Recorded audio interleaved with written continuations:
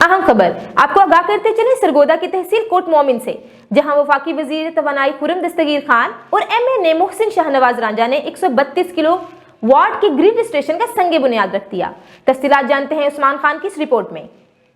वफाकी वजीर तवानाई खुर्रम दस्तगीर खान और MNA मोहसिन शाहनवाज रांझा ने 132 किलो वाट के ग्रिड स्टेशन का संगे बुनियाद रखा और मुस्लिम लीग नून के वर्कर कन्वेंशन से खिताब करते हुए कहा कि बदकिरदारी और झूठ की वजह से मुल्क को तबाह किया गया।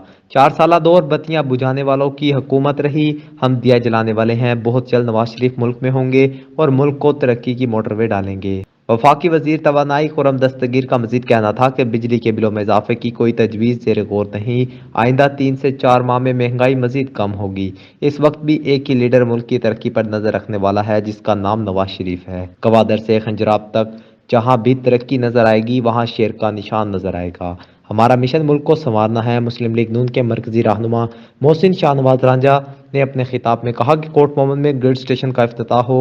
ये इंटरचेंज की तामीर शहर में हर तरक्याती काम के पीछे नून लीग नजर आएगी, जबकि पाकिस्तान तहरीक इंसाफ का चेयरमैन और इसके 40 चोरों ने मुल्क और तोशाखाना को लूटने के सिवा कुछ नहीं किया। Usman Khan, big news, Sargodha.